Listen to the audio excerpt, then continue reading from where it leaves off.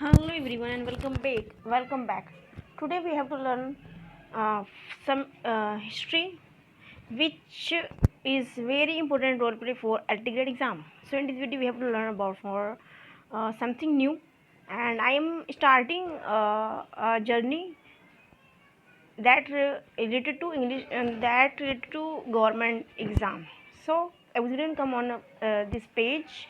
So today we have to learn about Mughal period.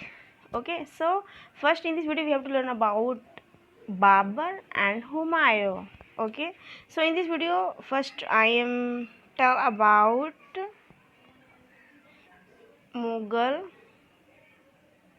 period. In this Mughal period, we have to learn about Babur and Humayun. Who is Babur and Humayun? Babur is the founder of Mughal dynasty. Okay, who is the what do we call? Who is the owner of Mughal dynasty?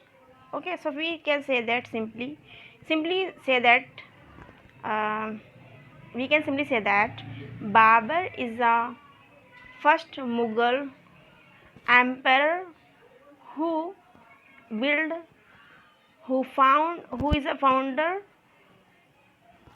of Mughal period. Okay, and who is Humayun, and we will learn about that in deep knowledge. What we call, we did not learn here brief. We learn in the deep. Okay, because in the government exam we have to see this thing.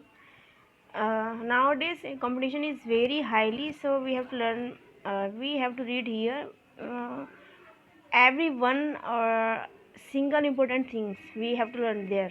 Okay, so today we have to learn about Babur and Humayun.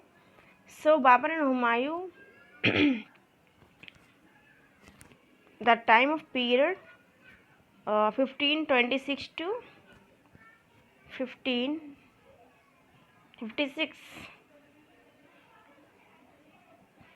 In this video we have learn about Babur and Humayun जिनका जो time period था वो कितना था 1526 लेकर 1556. Okay, so in this video we have learn about एक बारीकी सी वाली चीज़ जो है ना, we have to learn about this thing this video. Okay, so everyone let's squaring your time, everyone come on point here.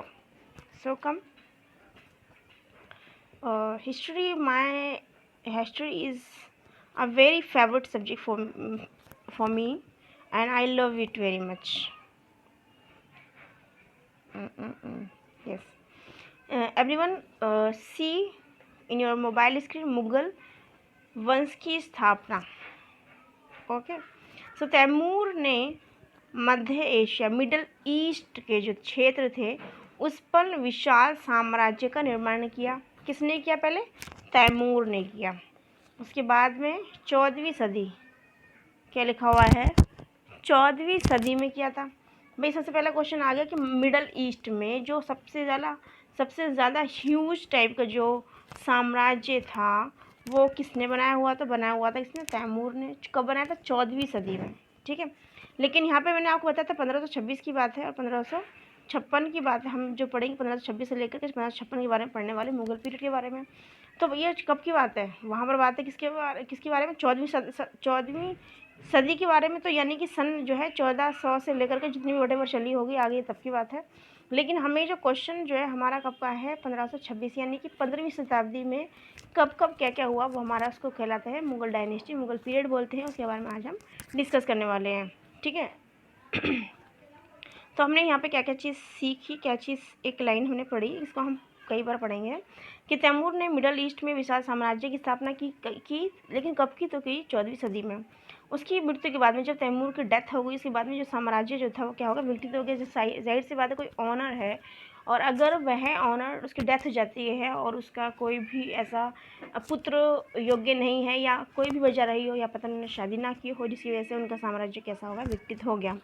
ठीक है। और अनेक शक्तियों में जो है बढ़ गया, क्योंकि मोस्टली उस टाइम पर भी ये था कि भाई छोटी छोटी शक्तियों में बढ़ जाने को लोग ज़्यादा मोस्टली वैल्यू करते हैं। जैसे कि nowadays we can see the nuclear family. Nuclear family is a part of like this. Okay, nuclear family is a part है उस टाइम की जो छोटी छोटी शक्तियाँ थी जो उस टाइम उदय हुआ था। ठीक है, आगे लिखा हुआ है हिंदू तैमूर वंशजों में, तैमूर के जो वंशजों में बाबर भी जो था। अभी ये बाबर था नहीं, बाबर को हम थे बोलेंगे, क्योंकि ये भाई इन्होंने अपने काफ़ी सारे कमाल किए हैं हिस्ट्री में, तो इनके मैं तो थे ही बोलूँगी। बाबर जो थे, बाबर के वंशजों में तैमूर के वंशजों में बाबर भी जो थे इनकी कैटेगरी में थे, मतलब इनके पोते परपोते से किया था। तो हम कह सकते हैं कि बाबर के जो दादा परदादा लकड़दादा सकड़दादा जो थे वो कौन थे? तैमूर थे। तो उसके बाद में होता है ना कि भाई थर्ड जनरेशन होती है, भाई पूरा का पूरा हिला के रख देती कम्युनिटी को। कई बार ऐसा होता है इतनी इंटेलिजेंट होती थर्ड थर्ड जो जनरेशन है वो थर्ड या फोर्थ जो भी रहे होंगे बाबर। तो बाबर भी एक थे जो मुगल साम्राज्य के संस्थापक बने, यानी कि परदादा ने उस टाइम क्या करा, मिडल ईस्ट में अपना बहुत जो 14 जो सेंचुरी जो थी 16वीं शताब्दी में विशाल साम्राज्य बनाया। उसके बाद उनके परपोते या परपोते के परपोते जो थे उनका नाम था बाबर। उन्होंने क्या करा, जो मुगल साम्राज्य था उसको इन्होंने फाउंड किया। ठीक है, आगे लिखा हुआ बाबर का पैतृक राज्य जो था उसको बोलते हैं फरगना।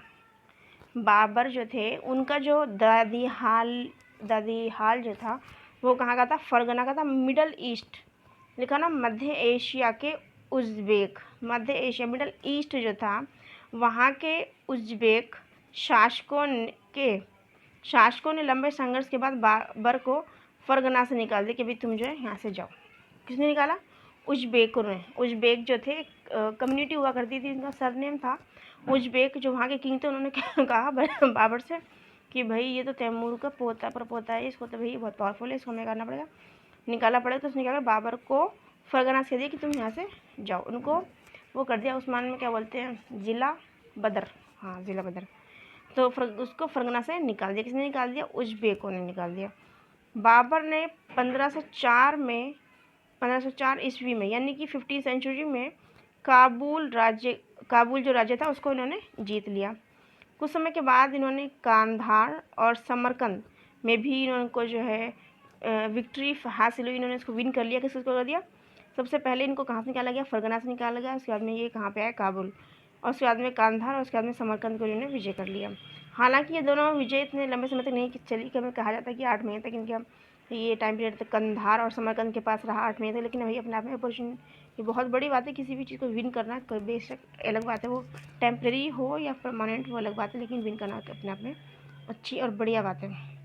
हालांकि दोनों ही विजय क्षणिक सिद्ध हुई। तत्पश्चात बाबर ने दक्षिण पूर्व जो हमारा वर्ल्ड है, वर्ल्ड का जो दक्षिण ये वाला जो एरिया है, यहाँ पर मिडल ईस्ट में जितने भी देश बने हो, फ्री वाला हमारा जो भारत आता है, जो हमारा काफ़ी नीचे पर आता है भारत, यहाँ पर करीब है।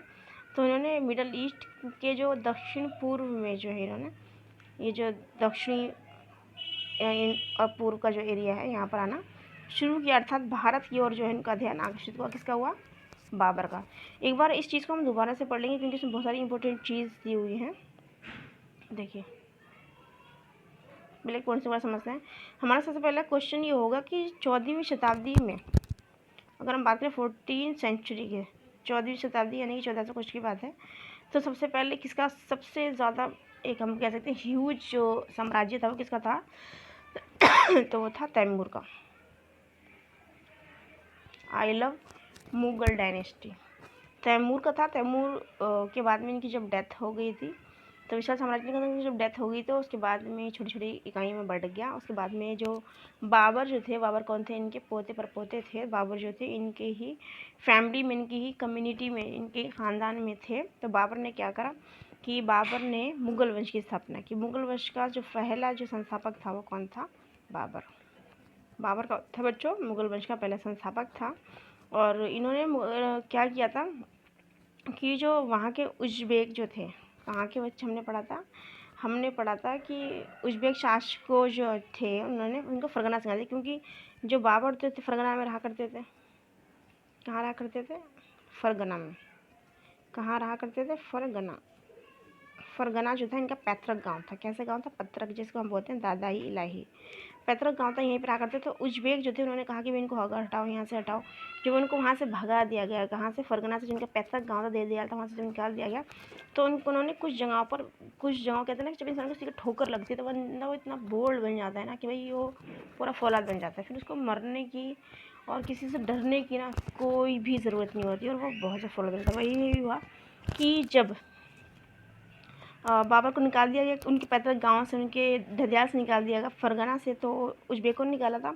अब इन्होंने कुछ एरिया जीते थे जिसमें कांधार, काबुल और एक और था समरकंद, इन्होंने जीता था। तो वो एक बार क्षणिक इनका उनको जीता था, लेकिन वो इनकी विक्ट्री जो थी लंबे टाइम तक नहीं रह सकी। लेकिन मैं सैल्यूट करती हूँ इनको। लेकिन हम उन जो पूछा जाता है कई बार कि इनको जो है सीक्वेंस में लगाना है कि बाबर को जो उज्बेकों ने फरगना से निकाल दिया था पैतृक गांव से, उसके बाद में उन्होंने कौन कौन से एरिया जीते थे, उन एरिया को जो है हमें सीक्वेंस में लगाना, तो उनको हम पढ़ने वाले हैं। तो हम इनको ट्रिक से पढ़ेंगे, क्योंकि ट्रिक से जब हम पढ़ते हैं तो एग्जाम में नेशन हॉल में वो चीज़ एकदम माइंड में क्लिक होती है। जब माइंड में क्लिक होगी तो हम इजीली उसको आंसर कर पाएंगे, क्योंकि वहाँ पे भाई इशू होता है ना टाइम का। टाइम इतना कंज्यूम एग्ज़ाम रहता है, लेंथी रहता है, तो हम पता नहीं चलता टाइम का। 3 घंटे कब बीत जाएंगे, 2.5 घंटा बीत जाएगा, आपको पता नहीं चलेगा। Actually you have to sit there, so come here, we will learn this thing. So कौन कौन से एरिया जो जीते थे जब उनको बाबर को जो है 1504 में काबुल को जीता था इन्होंने। तो भाई इन्होंने क्या जीता? 504 में काबुल को जीता था। किसको जीता था? काबुल, ठीक है। काबुल जीत दिया। उसके बाद में इन्होंने किसको जीता? कांधार को। काबुल, कांधार, काका से तो याद रह जाएगा। उसके बाद में समरकंद।